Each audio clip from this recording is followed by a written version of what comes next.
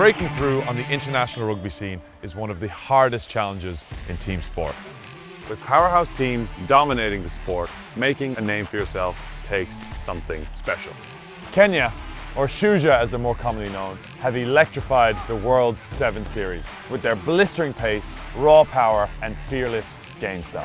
He's got wheels for days! That was just awesome. Their 7 success is legendary, but there's another story unfolding. As the country fights for Rugby World Cup qualification, their influence on both the 7 series and Test Rugby is becoming impossible to ignore. So how is Kenya's rugby DNA driving their rise across both 7s and 15s? And with a rallying fan base behind them, could we be witnessing the next big team in the world of rugby? Welcome to the reports.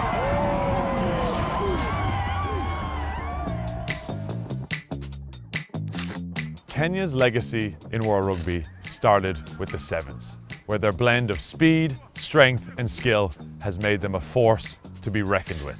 Kenya first made its mark in 2009, reaching the Rugby World Cup 7s semi-finals and beating heavyweights like Fiji. Their best moment came in 2016, when they won their first ever World Rugby 7s tournament. And this is why we just love 7s. In the wider 7s world, Kenya has consistently qualified for the Olympics, proving they belong on rugby's biggest stage. And now I'm going to speak to a man who understands Kenyan rugby inside out.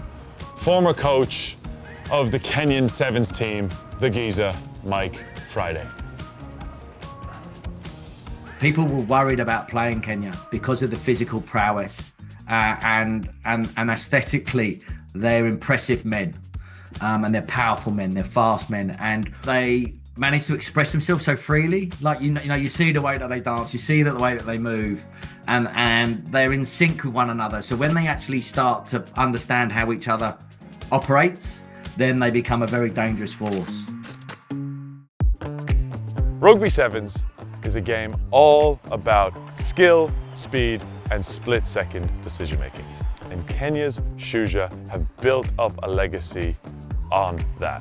Electrifying pace, fearless attacking play, and relentless fitness. But what happens when those 7s honed skills transfer into the 15-a-side game? Kenya's growing presence in Test Rugby isn't just about size and power.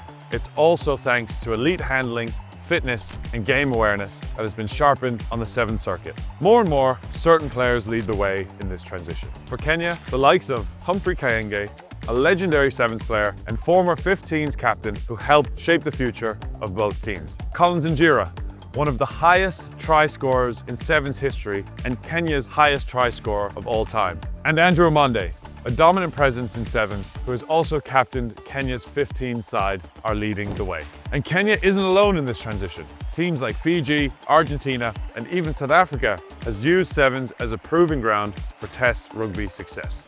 Could Kenya be on the same path? And if so, how far can they go? With all the raw potential in the world, Kenya's path to rugby elite should be clear. So what are the obstacles that have stopped them from joining the top of the table? Few people know more about Kenyan rugby than their current strength and conditioning coach, former captain and all-time great, Andrew Amonde. So the big thing is investment. So we don't have so much investment coming into the team. So it's just always a struggle to be able to sustain most of them because some of them have to balance between skill and playing. So getting that balance is something that we've really struggled with. When we were relegated, our funding was cut into half.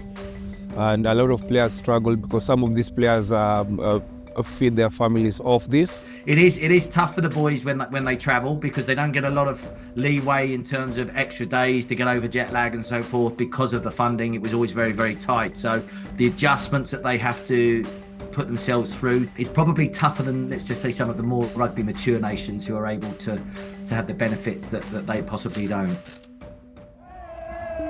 Kenya rugby is fueled by one of the most passionate fan bases in the sport, driving the growth of both 7s and 15s. You know, they turn on their tellies, whatever hour of the night or the morning it will be that they're playing, and they're following on social media. They're very passionate, they're fanatical about their 7s team. Welcome to the Kenyan corner.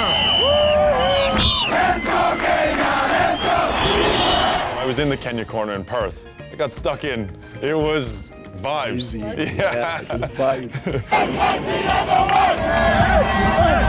Kenya's travelling support bring chants, music and electric energy to every single Sevens tournament.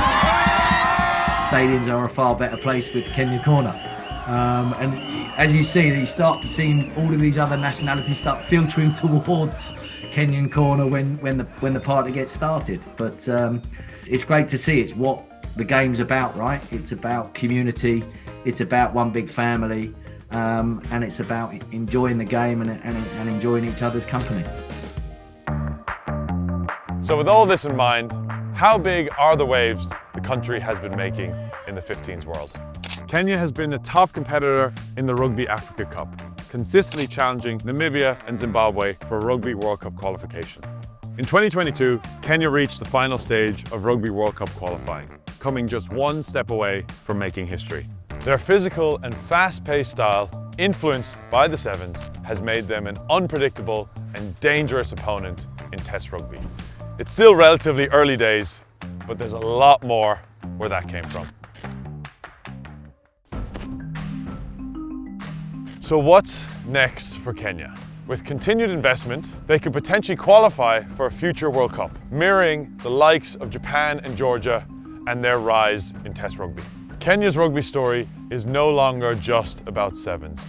It's about a nation rising in the rugby world across both formats. A growing international presence and one of the most passionate fan bases in the entire sport.